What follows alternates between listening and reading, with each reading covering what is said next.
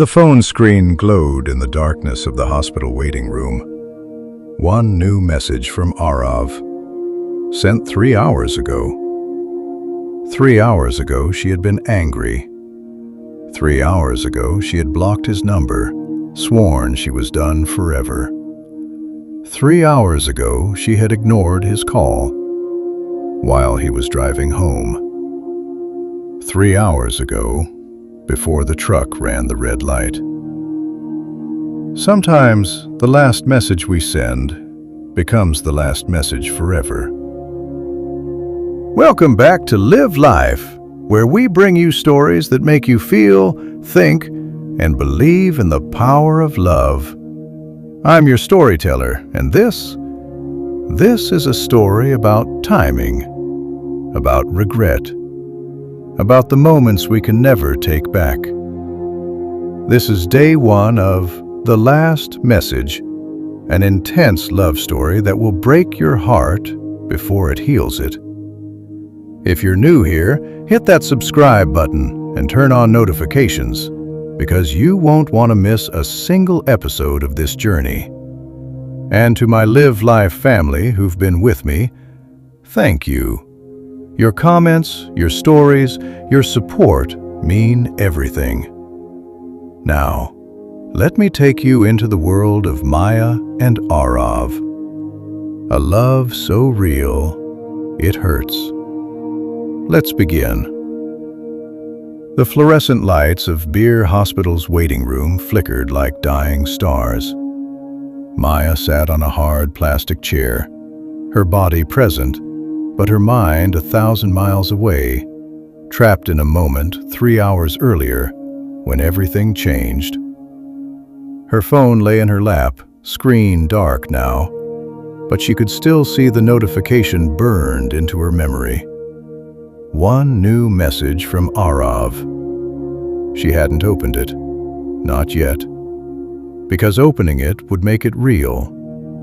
Opening it would mean acknowledging that the last words he wanted to say to her were trapped in digital text, sent from a car that was about to become a crime scene. Family of Aarav Sharma, the doctor's voice sliced through the antiseptic silence like a scalpel. Maya's head snapped up, her heart hammering against her ribs so hard she thought it might crack them open. She stood. Her legs felt like water, barely supporting the weight of her guilt. Her voice cracked. I'm Maya. The doctor looked tired, the kind of tired that comes from delivering bad news too many times in one shift. His eyes, kind but heavy, met hers. Are you family? I'm his... What was she? Ex-girlfriend? Emergency contact? The person whose stubbornness might have killed him? I'm his person. His parents are coming from Pokhara. They're still 3 hours away. The doctor nodded slowly. He's in critical condition. Multiple injuries, fractured ribs, punctured lung, severe head trauma, internal bleeding. We've stabilized him for now, but the next 24 hours are crucial. The floor tilted. Maya gripped the chair beside her. Can I see him? 5 minutes. I have to warn you, miss. He's not very lucid. He's been asking for someone. Keeps saying a name. The doctor paused. Maya? Her heart shattered into 1,000 pieces, each one a memory, a regret, a what if. That's me. Follow me. The walk down the corridor felt like walking to her own execution. Each step echoed. Each beep of a distant monitor sounded like a countdown. The doctor stopped outside a room with a window. Through it, Maya could see machines, tubes, wires, and in the center of it all, barely recognizable beneath bandages and bruises, Aarav. 5 minutes, the doctor repeated gently. Don't tire him out. Maya's hand trembled as she reached for the door handle. This was her fault. All of it. If she had just answered his call, if she had just said yes, if she had just... She pushed the door open. But to understand how we got here, to this moment where love and loss balanced on a razor's edge, we need to go back. 6 months earlier, when Maya and Aarav's love story was still intact, when they didn't know that time was not infinite, when they thought they had forever. You never listen. Maya's voice echoed off the walls of their small apartment in Tamil, bouncing between the prayer flags hanging in the window and the stack of architecture books piled on Aarav's desk. She threw her bag on the couch with more force than necessary, her frustration manifesting in every sharp movement. Aarav stood by the window, hands shoved deep in his pockets, jaw tight. The setting sun painted him in shades of amber and shadow. He looked like a statue, beautiful, unmovable, unreachable. "I listened," he said, his voice dangerously calm. "I just don't agree." "That's not listening, Aarav. That's waiting for your turn to talk." It was their third fight that week, but really it was the same fight wearing different masks, the same wound reopened, the same problem neither of them knew how to solve. Melbourne, Australia, a master's degree, Maya's dream, versus Kathmandu, Nepal, a promotion, Aarav's reality.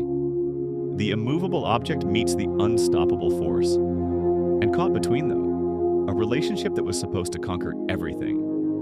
Aarav turned from the window and Maya saw something in his eyes that scared her. Resignation. The look of someone who's already accepted defeat. "Why does it have to be Australia?" he asked, his voice stripped of anger, left only with exhaustion. "Why can't it be here? There are good universities in Nepal, great programs. You could..." "Because I've been here my whole life." Maya's voice cracked, and she hated herself for it. Hated that she sounded desperate. Hated that she was hurting him.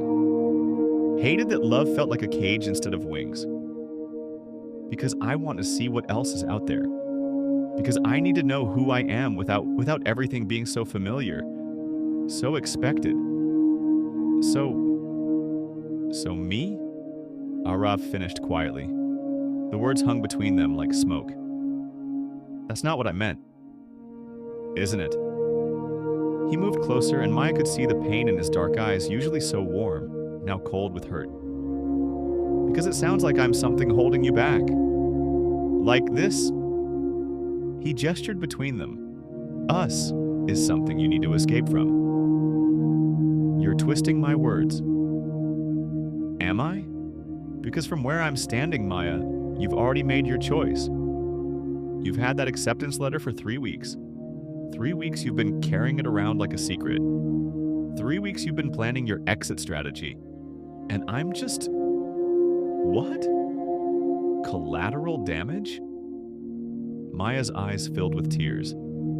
"That's not fair. None of this is fair." Aarav's composure finally cracked. "It's not fair that I love you so much I can't breathe. It's not fair that you love your dreams more than you love me. It's not fair that I have to choose between supporting you and losing you. Nothing about this is fair." Silence. The kind of silence that's louder than screaming. The kind that fills with all the things you want to say but can't, because saying them will break everything beyond repair. Finally, Maya whispered, "Maybe we need some space." Aarav laughed. It was a hollow sound, devoid of humor, filled with bitterness. "Space, right. That's what we need. Not honesty, not compromise. Space." He grabbed his keys from the hook by the door, his movements sharp, angry. "Aarav, don't... I need air. I need to not be in this apartment where every corner reminds me that I'm not enough for you." "That's not true." But he was already at the door. And here's the thing about Aarav that Maya both loved and hated. He never slammed doors. Even when he was furious.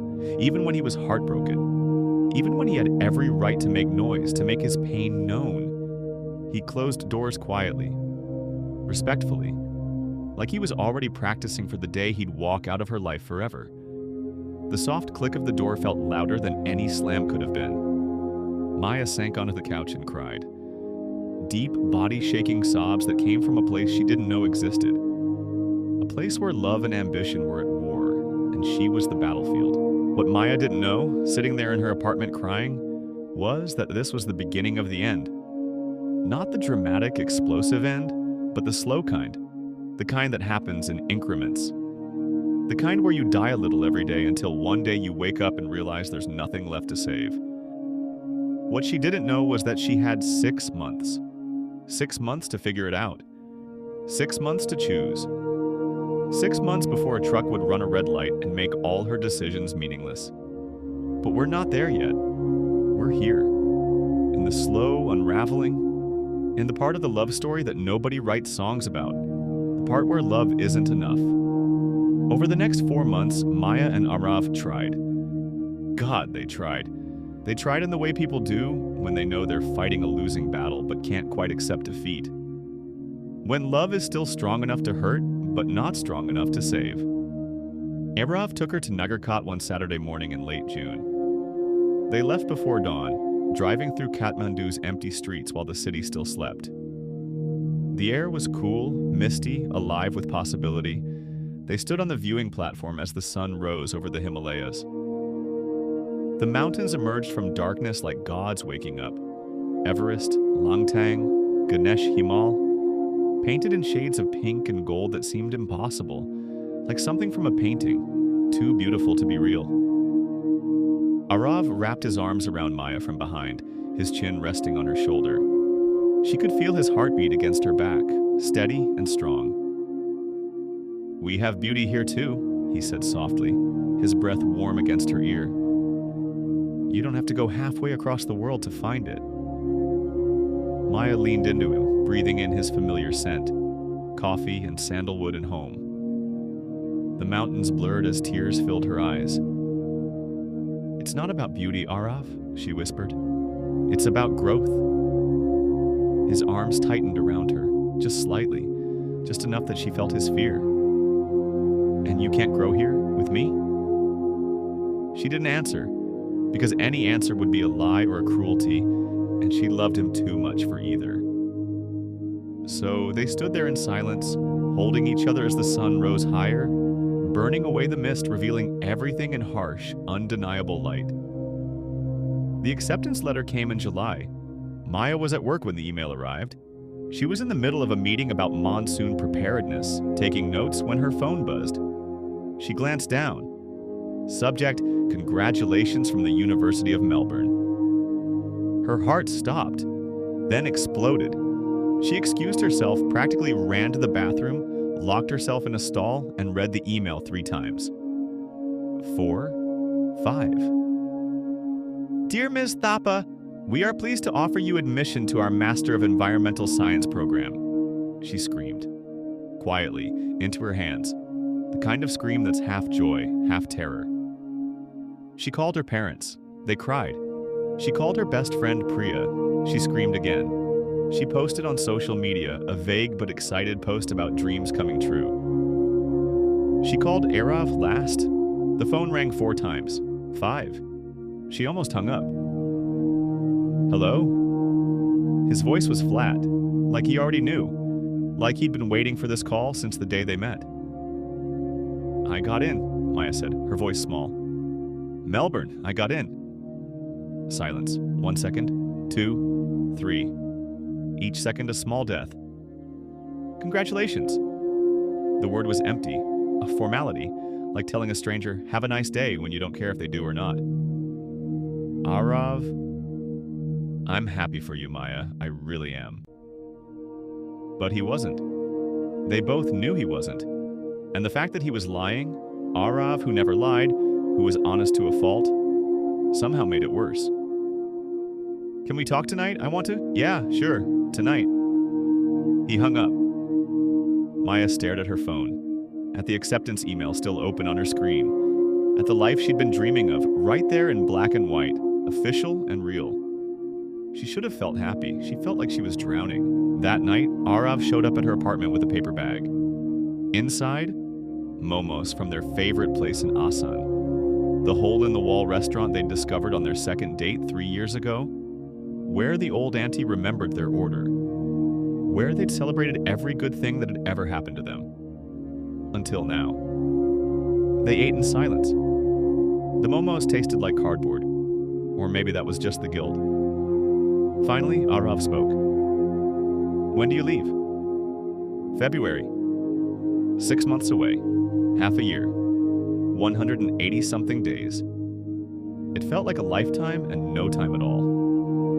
We could try long distance, Maya offered, but even she could hear the lack of conviction in her voice. Aarav shook his head slowly. He set down his momo, untouched, and looked at her with eyes so sad she wanted to look away but couldn't. You know we can't do that. Why not? People do it all the time. Maya. He reached across the table, took her hand. His fingers were warm, familiar, safe. You'll meet new people, have new experiences. Melbourne will open up a whole new world for you. And I'll be here, working late, missing you, resenting you for leaving. That's not fair to either of us. So what are you saying? He squeezed her hand. I'm saying I love you enough to let you go, even though it's killing me. Maya's eyes filled with tears. I love you too. So much, Aarav. So much it hurts. Just not enough to stay. The words were a knife. Clean, sharp, true. She wanted to deny it, wanted to say that's not true, you're everything to me, I choose you. But the words caught in her throat because they would have been a lie. She loved him, desperately, completely. The kind of love people write songs about. But she loved her dreams more. Or maybe she was just more afraid of losing herself than losing him. I'm sorry, she whispered. Me too. They didn't break up that night. Instead, they went to Maya's bedroom and made love slowly, carefully, like they were trying to memorize each other. Like they were pressing the memory of this moment into their skin. Permanent ink, so they'd never forget. Aarav traced the curve of her spine with his fingers. Maya memorized the sound of his heartbeat. They moved together like they had 100 times before, but this time it was different. This time it was goodbye, even though nobody said the word. When it was over, they lay tangled together, skin on skin, breathing in sync. I'll always love you, Aarav whispered into her hair. Even when you're on the other side of the world. Even when you've forgotten my name. Even when... I could never forget you, Maya interrupted, her voice fierce. You say that now. I mean it. I know you do. They fell asleep like that, and in the morning they woke up and pretended everything was fine. But it wasn't. It was already over.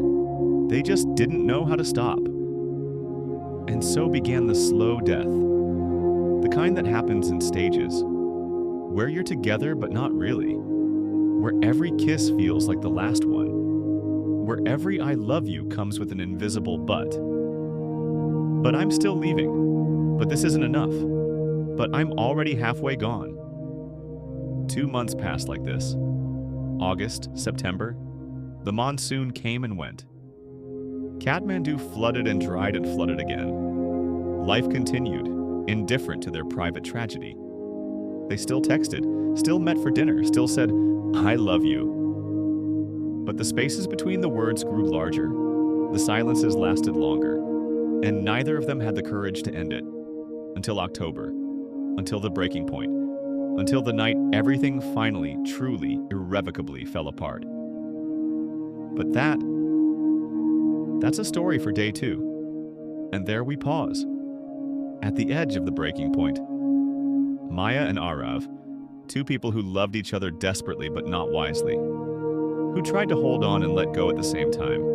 Who didn't know that they had so little time left. Tomorrow, in day 2, we'll witness the actual breakup. The devastating conversation that neither of them wanted but both of them needed. The moment when love stops being enough. And we'll get closer to that hospital room. Closer to the accident. Closer to the last message. But tonight, I want you to think about this. Have you ever loved someone but let fear win? Have you ever been too proud to fight? Too stubborn to choose? too scared to risk everything?